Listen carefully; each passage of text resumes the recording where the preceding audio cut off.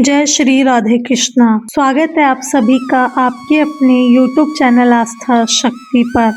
आइए आज हम सभी सुनते हैं पौष मास गुरुवार महालक्ष्मी व्रत की कथा। प्रत्येक वर्ष पौष मास के महीने में जितने भी गुरुवार पड़ते हैं, प्रत्येक गुरुवार को माता लक्ष्मी की प्रसन्नता के लिए, उनकी कृपा प्राप्ति के लिए महालक्ष्मी व्रत को धारण किया जाता है, जिससे कि माता लक्ष्मी प्रसन्न हो सके और अपने भक्तों के सभी प्रकार के दुख और दरिद्रता को दूर कर सके तथा उनकी कृपा से सभी प्रकार की सुख संपत्ति ऐश्वर्य आदि की प्राप्ति होती है तथा व्यक्ति को सभी प्रकार की मनोकामनाएं पूर्ण होती है। तो आइए हम सभी सुनते हैं पौष मास में गुरुवार महालक्ष्मी व्रत की कथा। तो प्रेम से बोलिए जय हो माता लक्ष्मी की, जय हो सभी देवी देवताओं की। कथा के अनुसार भारतवर्ष के सौराष्ट्र देश में द्वापर युग की यह कथा है। सौराष्ट्र में उस समय भद्रश्रवा नाम के राजा थे। वे बड़े ही पराक्रमी राजा थे। 4 वेद, 6 शास्त्र, 18 पुराणों का उन्हें ज्ञान था। उनकी रानी का नाम सूरज चंद्रिका था। रानी दिखने में बेहद सुंदर और सुलक्षणा थी तथा पतिव्रता थी। उन दोनों को 7 पुत्र तथा उसके बाद एक कन्या का वरदान मिला। कन्या का नाम श्यामवाला रखा था। एक बार महालक्ष्मी जी के मन में आया कि जाकर उस राजा के राज में प्रसाद में रहे। इससे राजा को दुगनी धन दौलत की प्राप्ति होगी और वह इस धन दौलत को अपनी प्रजा को और सुख देने में लगा पाएगा। गरीब के अगर जाकर के रहेगी तो उसे धन दौलत की प्राप्ति तो होगी परंतु वह स्वार्थी हो जाएगा और केवल अपने ही ऊपर खर्च करेगा। यह सोचकर श्री महालक्ष्मी जी ने बूढ़ी ब्राह्मण स्त्री का रूप धारण किया और हाथ में लाठी लिए लाठी के सहारे रानी के द्वार पर जा पहुंची।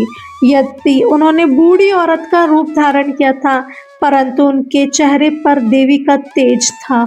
उन्हें देखते ही एक दासी सामने आई और उसके सामने नाम, काम, धाम, धर्म सब कुछ पूछ डाला। वृद्ध ब्राह्मणी का रूप धारण करी हुई माता लक्ष्मी ने कहा, बालिका मेरा नाम कमला है, मेरे पति का नाम भुवनेश है, हम द्वारिका में रहते हैं। तुम्हारी रानी पिछले जन्म में एक वैश्य की पत्नी थी। वह वैश्य बेहद गरीब था। दरिद्रता के कारण हर रोज उसके घर में झगड़े होते थे और उसका पति रोज उसे मारता था। इन सब बातों से तंग आकर वह घर छोड़कर चली गई तथा जंगल में खाली पेट भटकने लगी।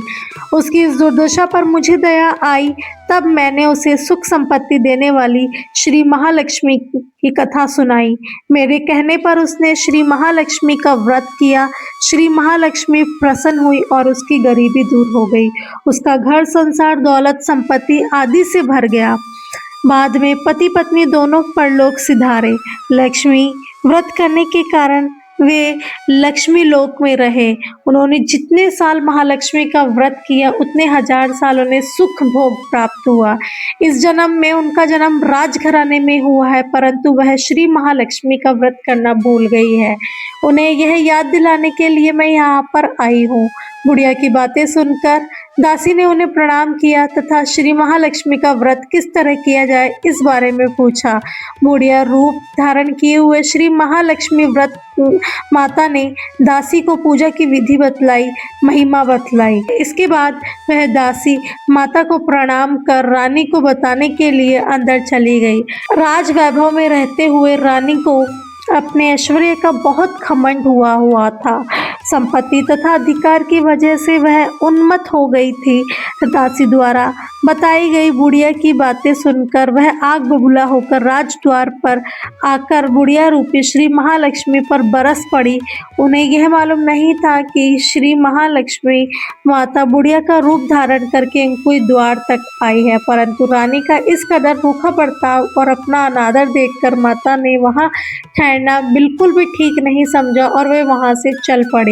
राह में उन्हें एक राजकुमारी श्यामबाला मिली। उन्होंने श्यामबाला को सारी बातें बतलाई। श्यामबाला ने अपनी ओर से श्री महालक्ष्मी माता से क्षमा मांगी। माता को उस पर दया आ गई। उन्होंने श्यामबाला को श्री महालक्ष्मी व्रत के बारे में बतलाया। उस दिन पौष माह का पहला गुरुवार था। श्यामबाला ने परम श्रद्धा से श्री महालक्ष्मी का व्रत रखा। फलस्वरूप राजा सिद्धेश्वर के सुपुत्र मालाधर से उनका विवाह हुआ। वह धन दौलत ऐश्वर्य वैभव से मालामाल हो गई। पति के साथ ससुराल में आनंद से दिन बिताने लगी। इधर श्री महालक्ष्मी का रानी पर प्रकोप हुआ। फलस्वरूप राजा भद्र और शिवा का राज्य, राज कारोबार सब कुछ नष्ट हो गया। यहाँ तक कि खाने के भी लाले पड़ चुके थे। ऐसी हालत में एक दिन रानी ने राजा से निवेदन किया, हमारा दामाद इतना बड़ा राजा है, धनवान है, ऐश्वर्यशाली है, क्यों ना उसके पास चला जाए, अपना हाल उसे बताएं तो वह जरूर हमारी मदद करेगा। इस बात पर राजा भद्रश्रवा दामाद के पास रवाना हुए। राज्य में पहुंचकर एक तालाब के किनारे थोड़ी देर तक विश्राम लेने के लिए ठहरे। तालाब से पानी लेते आते जाते दासियों ने उन्हें देखा। उन्होंने विनम्रता से उनकी पूछताछ की। जब उन्हें मालूम हुआ कि वे रानी श्यामबाला के पिता है तो वे दौड़ते हुए जाकर उन्होंने रानी को सारी बातें बतलाई। रानी ने दासी के हाथ राज परिधान भेजकर बड़े ठाट से उनका स्वागत किया और आदर सत्कार किया, खान पान करवाया। जब वे लौटने लगे तो सोने की मोहरों से भरा हुआ घड़ा दिया। राजा भद्रश्रवा जब वापस लौटे तो उन्हें देखकर रानी सूरज चंद्रिका बहुत ही प्रसन्न हुई। उन्होंने सोने की मोहरों से भरी घड़े का मुंह खोल दिया, पर हाय भगवान, घड़े में तो धन के बदले कोयले मिले। यह सब श्री महालक्ष्मी के प्रकोप से हुआ। इस प्रकार दुर्दशा में कई और दिन बीत गए। इस बार रानी स्वयं अपनी कन्या के पास गई। वह दिन पौष माह का अंतिम गुरुवार था। श्यामबाला ने श्री महालक्ष्मी का व्रत किया, पूजा की, अपनी माता से भी व्रत करवाया। इसके बाद रानी अपने घर आ गई। श्री महालक्ष्मी का व्रत रखने पर उसे फिर से अपना राजपाट, धन दौलत, ऐश्वर्य सभी कुछ प्राप्त हुआ। वह फिर से सुख शांति आनंद में जीवन को बिताने लगी। कुछ दिनों के बाद राजकन्या श्यामबाला अपने पिता के घर आई। उसे अपने घर में देखकर सूरज चंद्रिका को पुरानी बातें याद आई कि वह श्यामबाला ने अपने पिता को घड़ा भर के कोयले का दिया था और उसे तो कुछ भी नहीं दिया गया था। इसी कारण श्यामबाला को पिता के घर आने का कोई आदर सत्कार नहीं हुआ, बल्कि अनादर ही हुआ। पर उसने इस बात का बिल्कुल भी बुरा नहीं माना। अपने घर लौटते समय उसने पिता के घर से थोड़ा नमक ले लिया। अपने घर लौटने पर उसके पति ने जब उससे पूछा, अपने मायके से क्या लाई हो, इस पर उसने जवाब दिया कि वहाँ का सार लाई हूँ। पति ने पूछा, इसका मतलब क्या हुआ? श्यामबाला ने कहा, थोड़ी देर धीरज रखो, तुम्हें सब मालूम हो जाएगा। उस दिन श्यामबाला ने सारा भोजन बिना नमक के डाले ही बनाया था और परोस भी दिया। पति ने खाना चखा। सारा भोजन जो कि बिना नमक का था, उसमें बिल्कुल भी स्वाद नहीं आया। फिर श्यामबाला ने थाली में अलग से नमक डाला। इससे सारा भोजन स्वादिष्ट लगने लगा।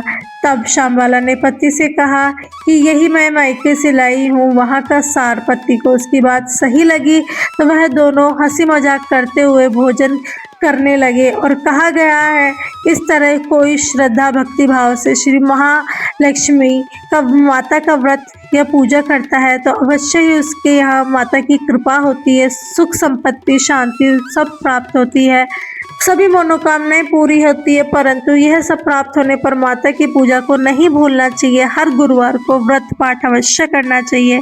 इस तरह श्री महालक्ष्मी की महिमा भक्तों की मनोकामनाएं पूर्ण करती है। इस प्रकार से अगर आपको यह कथा अच्छी लगी तो आप हमारे चैनल को सब्सक्राइब करें, शेयर करें और लाइक करें। धन्यवाद।